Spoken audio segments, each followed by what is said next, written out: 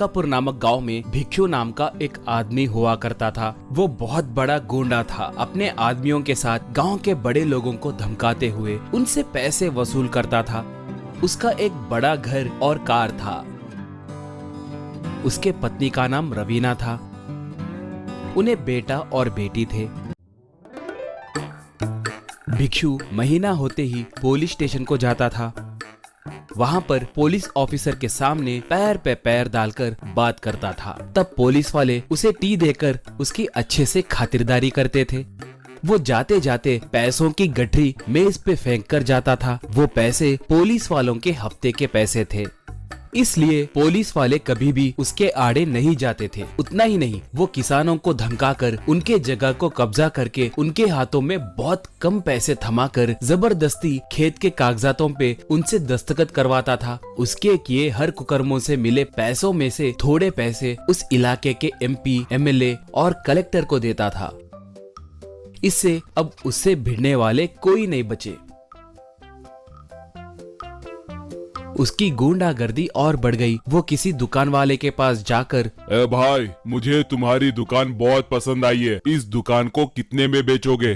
कहता तो वो, मुझे इसे बेचने का इरादा नहीं है जी, मैं इसी दुकान पे निर्भर होकर जी रहा हूँ, इसे नहीं बेच सकता साहब। कहा तो भिक्षु, एक बार मैंने पूछा तो बेचना ही पड़ेगा, 2 लाख रुपए दूंगा, कागजातों पे दस्तखत करो। कहा तो वो, भाई साहब, बीच बाजार में इतने अच्छे सेंटर में मौजूद दुकान की कीमत सिर्फ 2 लाख रुपए, कम से कम 20 लाख रुपए तो होंगे। वैसे मैं इसे नहीं बेचूंगा कह रहा हूँ ना, मुझे छोड़ दीजिए साहब। कहा तो भिक्षु, तुम इस दुकान को देखकर इतना कर रहे हो ना, ठीक है, मैं भी देखता हूँ। चलो रे, चलते हैं। कहकर अपने आदमियों के साथ चला जाता था। ऐसे वो उसके आदमियों के साथ मिलके रात के समय उस दुकान में बम रखता था। बाद में रिमोट दबाकर उसे फोड़ देता था। बस उस धमाके से दुकान नाश हो जाती थी। अगले दिन उस दुकान को देखकर रो रहे दुकान के मालिक को थोड़े बहुत पैसे देकर उस दुकान को वो अपने नाम कर लेता था। बाद में वहाँ पर नई दुकान खोलकर उसे भाड़े पे देता था। वो विस्फोट करने वाली सामग्री और उसका रिमोट अपने घर में ही एक जगह पर छिपा कर रखता था। एक बार वो तालाब के किनारे दारू पीने का पूरा सेटअप रखकर अपने आदमियों के साथ पीने लगा। उसका एक आदमी तब, भाई, इस तालाब को देखिए कितना बढ़िया है, यहाँ पर दारू पी रहे तो बहुत मजा आ रहा है। आए दिन आकर यही पीने का मन कर रहा है, मगर क्या करे, हम यहाँ पर आए दिन नहीं आ सकते हैं ना। कहा भिक्षु तब, तुम्हारे कहने के बाद मुझे एक उपाय सूझा। इस तालाब में मैं एक घर बनाए तो कैसा रहेगा? तब तो हम आए दिन यहीं बैठकर दारू पी सकते हैं ना। कहा तब एक, भाई, तालाब में घर बनाने के लिए सरकार से परमिशन लेनी होगी ना। तालाब को फुल टैंक लेवल कहकर, बफर जोन कहकर बहुत सारे सर दर्द होते हैं, उनमें घर बनाना गैर कानूनी है ना, सरकार नहीं मानेगी। कहा भिक्षु तब, क्या सरकार? कैसा सरकार? मैं ही सरकार हूँ, मैं ही राजा, मैं ही मंत्री हूँ। कल ही इंजीनियर को बुलाकर घर बनाने का काम शुरू करो। कहा ऐसे वो कमाए पूरे पैसे डालकर उस तालाब में एक बढ़िया घर बनाया। किनारे से घर को पहुंचने के लिए एक पुल का भी इंतजाम किया। कलेक्टर, MP और MLA आकर उसका उद्घाटन किए। बाद में सब मिलकर उस घर के बालकनी में बैठकर शराब पीने लगे। एक बार रवीना का भाई लड्डू गांव से आया।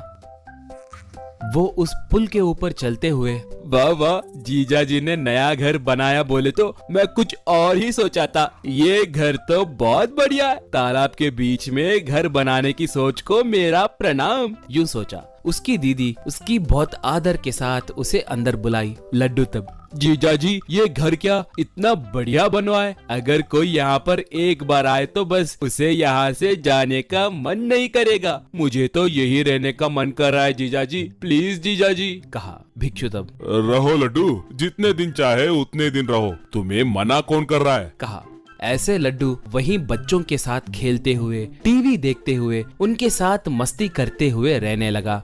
एक बार उसे और बच्चों को एक जगह पर विस्फोटक सामग्री और रिमोट दिखाई दिए। वो तुरंत भिक्षु के पास गए। लड्डू तब, जीजू जीजू, हमें वहाँ पर थोड़े विस्फोटक सामग्री और एक रिमोट दिखे, वो यहाँ पर क्यों है जीजा जी? पूछा। तब भिक्षु घबरा कर, वो विस्फोटक के पदार्थ नहीं है लड्डू, वो सब नकली हैं। एक सिनेमा शूटिंग वाले थोड़े दिन यहाँ रखेंगे बोले तो मैंने ठीक है कहा। फिर भी तुम लोग उसके आड़े मत जाओ, वो हमारे नहीं है ना। अगर वो खराब हुए तो मेरा नाम खराब होगा ना, कहा। लड्डू तब, ओ तो ये नकली है, तो ठीक है जीजाजी, बच्चों चलिए हम खेलते हैं, कहा।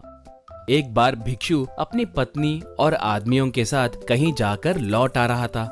वो घर को आकर देखा तो लड्डू अपने हाथ में रिमोट पकड़कर खड़ा था। बच्चे भी उसके बगल में खड़े होकर बड़े आसक्ति से देख रहे थे। लड्डू भिक्षु को देखकर, आओ जीजाजी आओ, वो विस्फोटक नकली है कहकर इनसे कहे तो ये लोग नहीं मान रहे हैं। नकली नहीं है, वो असली है, पिताजी ने झूठ बोला है कहकर ये दोनों कह रहे हैं, इसलिए वो विस्फोटक घर को लगाकर धमाका करके दिखाऊंगा कहकर मैं यहाँ आया। यूँ कहकर झट से रिमोट का बटन दबाया, बस तालाब में मौजूद वो घर धमाके से ढेर। आखिर ट्रम्प के 26% टैरिफ